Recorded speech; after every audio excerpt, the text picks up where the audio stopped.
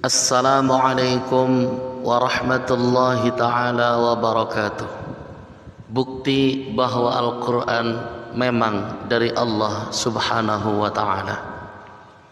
Jika orang bertanya kepadamu, apa buktinya bahwa Al-Quran itu memang dari Allah subhanahu wa ta'ala, pencipta jagat raya ini, dan bukan sekedar karangan Muhammad sallallahu alaihi wasallam, maka dengan tersenyum ramah jawablah, insyaallah saya akan jawab secara ilmiah. Semoga Anda pun memikirkan jawaban saya ini dengan pikiran yang jernih, tanpa dipengaruhi subjektivitas dan fanatisme kelompok. Bukti pertama, dari analisa sejarawan terbukti bahwa memang Muhammad ummi, buta huruf dan tidak pernah sekolah, karena memang pada masa itu belum ada sekolah. Masyarakat Arab belum mengenal ilmu seperti ilmu politik, ekonomi, matematika, sosiologi, kenegaraan, ilmu etika, dan lain-lain.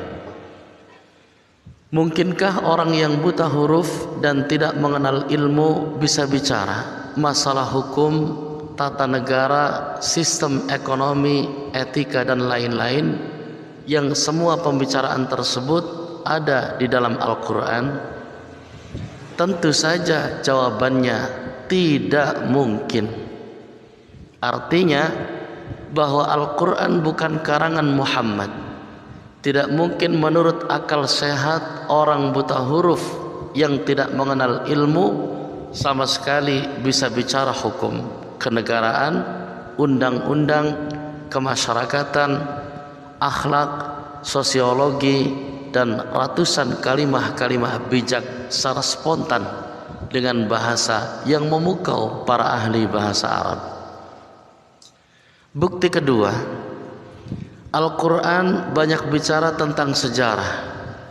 Sejak zaman Adam hingga Isa, padahal Muhammad tidak pernah dapat informasi tentang sejarah hidup mereka.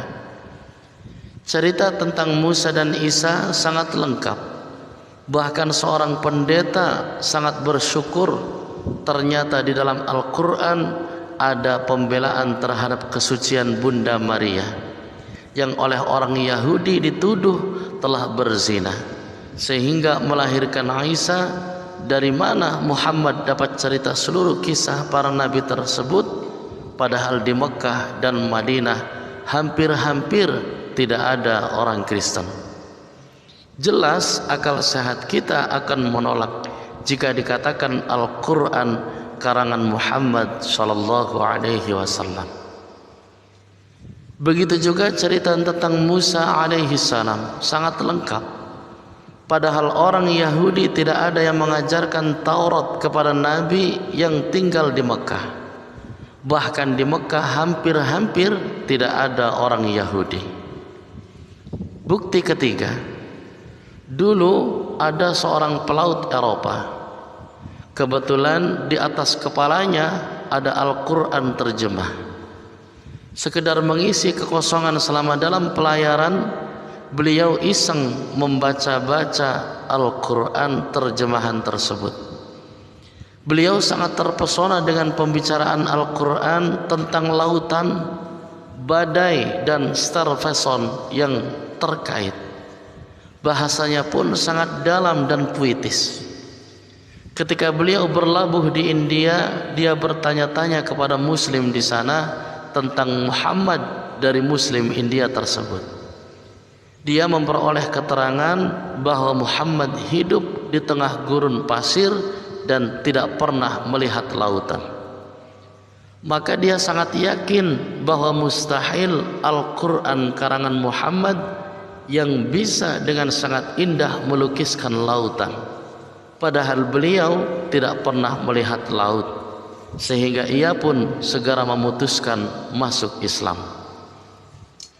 Bukti keempat, di dalam surah Al-Furqan ayat 53, Allah subhanahu wa ta'ala berfirman, Dan dialah Allah yang membiarkan dua laut yang mengalir berdampingan, yang satu tawar dan segar, yang lainnya asin dan pahit.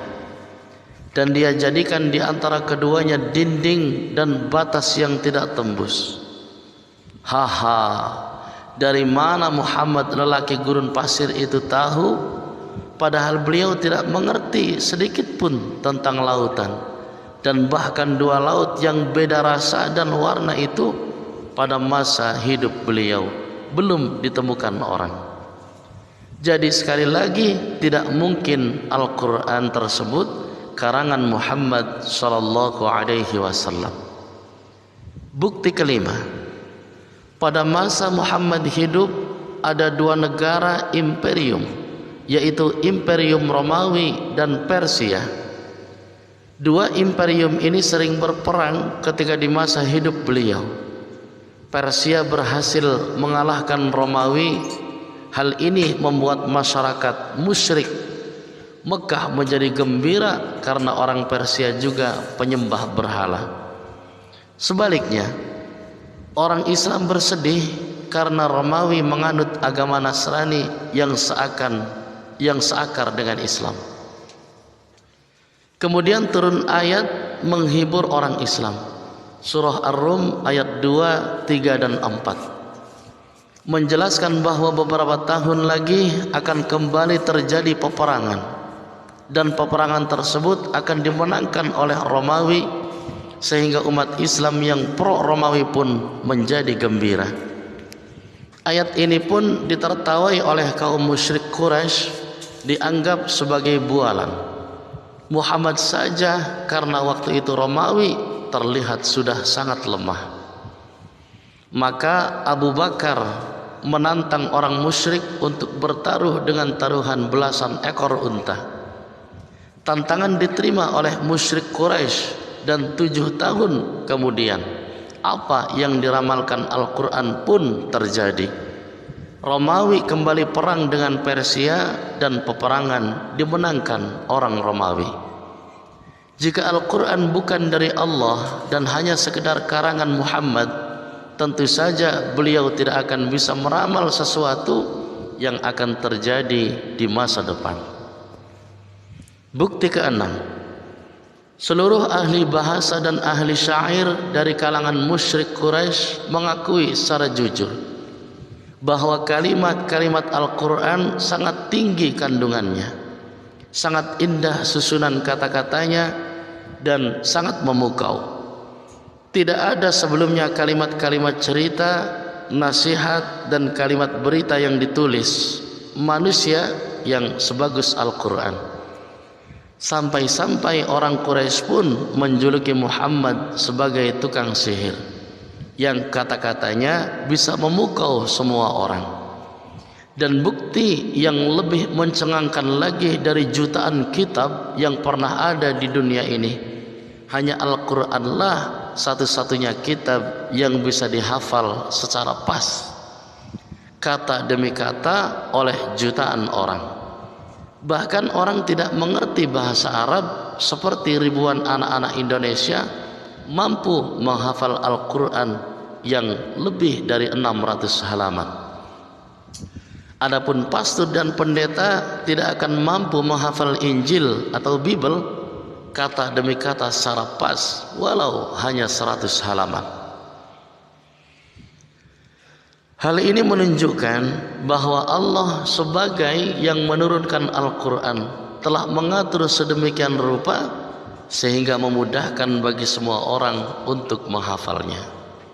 Bukti ketujuh, dalam surah Yunus ayat 92 diceritakan bahwa jasad Fir'aun musuhnya Musa alaihi salam akan diselamatkan Allah. Padahal peristiwa sejarah Musa alaihi salam dan Fir'aun tersebut terjadi 1200 tahun sebelum Masehi. Pada awal abad ke-19 tahun 1896, seorang ahli purbakala, Loret, menemukan di lembah raja-raja Luxor Mesir satu mumi yang dari data-data sejarah terbukti bahwa ia adalah Fir'aun yang bernama Maniplah. Pada tanggal 8 Juli 1908, Elliot Smith mendapat izin untuk membuka pembalut Fir'aun, dan ternyata jasadnya masih utuh seperti yang diberitakan Al-Quran. Nah, mungkinkah Muhammad yang buta huruf tersebut bisa mengetahui hal tersebut, padahal di dalam Taurat dan Injil pun tidak ada diceritakan? Tidak dapat tidak, akal sehat yang jujur akan berkata bahwa Al-Quran bukan karangan Muhammad. Bukti ke-8, dalam Al-Quran surah Yunus ayat 10, surah ke-10 ayat 15, Allah menjelaskan bahwa cahaya matahari bersumber dari dirinya sendiri, sedangkan cahaya bulan adalah pantulan. Dari mana Muhammad bisa tahu, padahal dia buta huruf dan ilmu alam zaman itu pun belum sampai ke situ, bahkan belum ada kajian keilmuan. Bukti ke-9, Al-Quran turun secara acak, kadangkala turun karena ada suatu peristiwa atau pertanyaan, sahabat maupun orang kafir.